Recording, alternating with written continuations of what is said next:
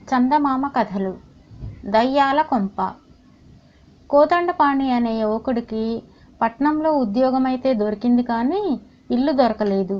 వాడి ఇంటి కోసం 10 మందిని అడిగి అడిగి విసిగిపోయాక శ్రీమంతుడనే అతడు తటస్థపడి, ఊరి చివర నాకొక మేడ ఉంది, దానికి దయ్యాల కొంప అని పేరు పడి ఎవరూ ఆ ఇంట్లో ఉండడం లేదు, నీకు కావాలంటే అందులో ఉండొచ్చు, అద్దె కూడా ఇవ్వక్కర్లేదు అన్నాడు. అందుకు కోదండపాణి ఎంతో సంతోషించి ఆ రాత్రే అక్కడికి వెళ్ళాడు. ఇంటికి తాళం పెట్టి ఉంది, కానీ కోదండపాణి మెట్లెక్కుతూ ఉండగా తాళం దానంతటదే విడిపోయింది. తలుపులు వాటంతటవే తెరుచుకున్నాయి. కోదండపాణికి ఒళ్ళు జలధరించినా ధైర్యంగా లోపలికి వెళ్ళాడు. ఆ మరుక్షణం తలుపులు వాటంతటవే మూసుకున్నాయి. కొంతసేపటికి లోపల పెద్దగా వెలుగు వచ్చింది. ఎదురుగా కోదండపాణికి అస్పష్టమైన ఆకారం ఒకటి కనిపించింది. నేను ఇంట్లో ఉండే పెద్ద దయ్యాన్ని, నాతో పాటు ఉండే మిగతా 3 దయ్యాలు నా మాట వింటాయి, నువ్వు ఈ ఇంట్లో ఉండాలనుకుంటే నన్ను మెప్పిస్తే చాలు అన్నది ఆ ఆకారం. కోదండపాణి పెద్ద దయ్యానికి దండం పెట్టి, నేను ఇంట్లోనే ఉంటాను, నువ్వేం చెబితే అది చేస్తాను అన్నాడు. అప్పుడు పెద్ద దయ్యం మిగతా 3 దయ్యాలను పిలిచి, ఇది నా భార్య, వీళ్ళిద్దరూ నా కూతుళ్ళు, నా కూతుళ్ళిద్దరిలో ఎవరు అందమైన వారో తేల్చలేక చస్తున్నాను, వాళ్ళిద్దరికీ కోపం రాకుండా అసలు విషయం చెప్పి నా సమస్య పరిష్కరించు అన్నది. కోదండపాణి పిల్లదయ్యాలు రెండింటినీ పరీక్షగా చూసేసరికి అవి పళ్ళికిలిస్తూ భయంకరంగా నవ్వాయి.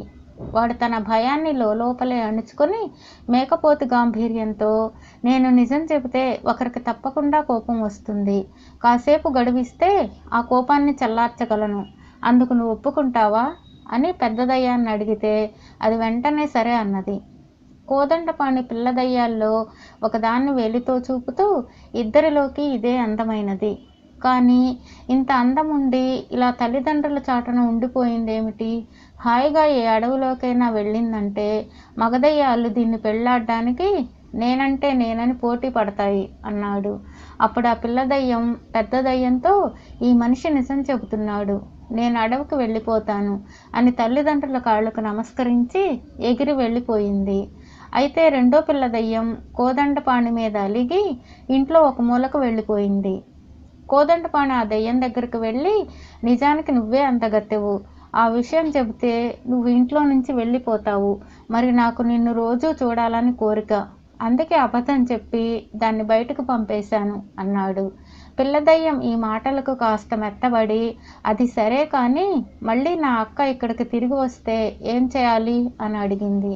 మళ్ళీ అది ఇక్కడికి వస్తే దాన్ని చేసుకునేందుకు మగదయ్యాలేవి ఇష్టపడలేదని అర్థం, అప్పుడు అది అందగత్తె కాదని నిర్ధారణ అవుతుంది, అలా జరగడం నీ అక్కకి ఇష్టం ఉండదు, అందుకే మళ్ళీ ఈ ఇంట్లో అడుగు పెట్టదు అన్నాడు కోదండపాణి.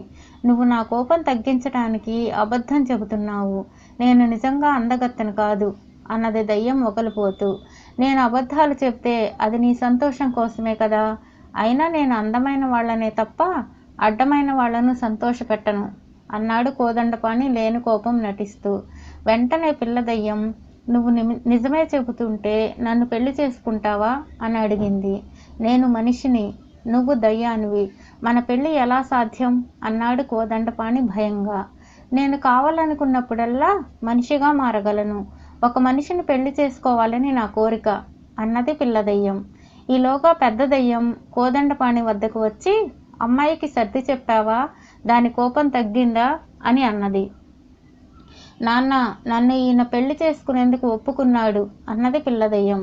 ఆ మాటలకు తండ్రి దయ్యం తల్లి దయ్యం రెండూ కూడా ఆనందం పట్టలేక కీచుమంటూ అరిచి గంతులు వేయసాగాయి. మీ గంతులు ఆపండి, పెళ్ళంటే అనగానే అయిపోదు, నాకు కట్నం కావాలి అన్నాడు కోదండపాణి.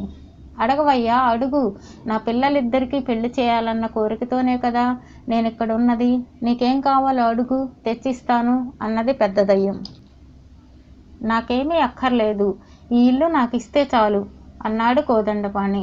సరే తీసుకో అన్నది పెద్ద దయ్యం. అయితే నేను నా భార్య మాత్రమే ఈ ఇంట్లో ఉంటాం, మీరిద్దరూ ఇక్కడి నుంచి వెళ్ళిపోండి అన్నాడు కోదండపాణి. ఇది చాలా అన్యాయం, మేమిక్కడుంటే నీకేం నష్టం అన్నది పెద్ద దయ్యం. మీరిక్కడుంటే అంతా నేను ఇల్లరికం వెళ్ళాననుకుంటారు, అత్తమామల ఇంట్లో ఉంటూ వాళ్ళ సొమ్ము తింటున్నాననుకుంటారు. అయినా మీరిక్కడ ఉంటే తప్ప బతకలేరా? అన్నాడు కోదండపాణి. నువ్వు నిజమే చెబుతున్నావు. మేము వెళ్ళిపోతాం. నా కూతురు కాపురం చక్కగా ఉంటే అదే 10,000 అంటూ పెద్ద దయ్యం, భార్య దయ్యం అక్కడి నుంచి కదిలాయి. తల్లి దయ్యం పిల్ల దయ్యానికి ఎన్నో నీతులు చెప్పి వెళ్ళింది. అంతా వెళ్ళిపోయాక నీ వాళ్ళందరినీ ఇంట్లోంచి పంపేశానని బాధగా ఉంది నాకు అన్నాడు కోదండపాణి. నువ్వు మంచి పనే చేశావు. అమ్మా నాన్నల కోరిక మా పెళ్ళి ఒక్కటే. మేము మనుషులుగా ఉన్నప్పుడు నాన్న మా ఇద్దరికీ పెళ్లి సంబంధాలు కుదుర్చుకుని వచ్చాడు.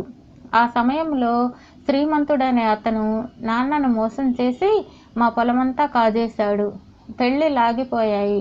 డబ్బు లేకుండానే తన పెళ్ళవుతుందని తన అందాన్ని నమ్ముకున్న మా అక్క పెళ్ళికొడుకు వద్దకు వెళ్ళి అవమానపడి వెనక్కి వచ్చి ఆత్మహత్య చేసుకున్నది. ఆ దుఃఖంలో ఇంటిల్లిపాది విషం మింగి చనిపోయాం. మా కుటుంబం అంతా పగ తీర్చుకునేందుకు శ్రీమంతుడు కొత్తగా కట్టిన ఇంట్లో దూరాం. అదే ఈ ఇల్లు. ఇప్పుడు అక్క ధైర్యంగా తన పెళ్లి తనే చేసుకుంటానని వెళ్ళింది. నా పెళ్లి నీతో జరిగింది. నాకిప్పుడు ఏ కోరికలు లేవు అంటూ పిల్ల దయ్యం కోదండపాణిని మెచ్చుకున్నది. ఇప్పుడిక నీకు ఏ కోరికలు లేకపోతే ఇంకా ఇలా దయ్యమై పడి ఉండడం ఎందుకు? అన్నాడు కోదండపాణి. అంతే, పిల్ల దయ్యం అక్కడి నుంచి మాయమైంది. దాని ఆత్మ స్వర్గానికి పోయి ఉండాలి. కోదండపాణి ఆ రాత్రంతా అక్కడ సుఖంగా నిద్రపోయాడు. తెల్లవారుతూనే శ్రీమంతుడి ఇంటికి పోయి జరిగింది చెప్పాడు. శ్రీమంతుడు వాడిని మెచ్చుకొని, అన్ని విధాలా ప్రయోజకుడివైన నిన్ను నా అల్లుడుగా చేసుకోవాలని ఉంది. నీకు నా కూతుర్నిచ్చి పెళ్లి చేసి ఆ మేడను కట్నంగా ఇస్తాను. అయితే ఒక్కగానొక్క కూతురు, దాన్ని వదిలి మేము ఉండలేం. మమ్మల్ని కూడా ఆ మేడలో ఉండనివ్వాలి అన్నాడు. శ్రీమంతుడి కూతురు తార చాలా అందంగా ఉండడంతో కోదండపాణి పెళ్లికి వెంటనే ఒప్పుకుంటూ, మీ అమ్మాయిని పెళ్లాడడానికి నాకు ఎలాంటి అభ్యంతరమూ లేదు. కానీ ఇల్లరికప్పుడు అల్లుడు అనిపించుకోవడం నాకు సుతరాము ఇష్టం లేదు. అలా కాకుంటే ఆ దయ్యం చిన్న కూతుర్నే పెళ్ళాడి ఉండేవాణ్ణి. దాని ఆకారం వికారమైన బుద్ధి కడిగిన ముత్యం లాంటిది. ఇక కట్నం మాటకొస్తే ఈ కట్నాలు కానుకలంటే అసలే నాకు సరిపడదు. నాకు ఉద్యోగం అంటూ ఉన్నది. ఆ వచ్చే జీతంతో నేను మీ కుమార్తె హాయిగా బతకగలం అన్నాడు. ఆ జవాబుతో శ్రీమంతుడిక చేసేది లేక, అయితే ఒక పని చెయ్యి. ఆ మేడకు దెయ్యాల కొంప అన్న పేరొచ్చింది గనుక ఎవరూ దానిలోకి అద్దెకు రారు. నువ్వు నీ భార్య అందులో ఉండండి అన్నాడు. అందుకు కోదండపాణి ఒప్పుకున్నాడు. తర్వాత శ్రీమంతుడి కూతురితో కోదండపాణి పెళ్లి ఘనంగా జరిగిపోయింది.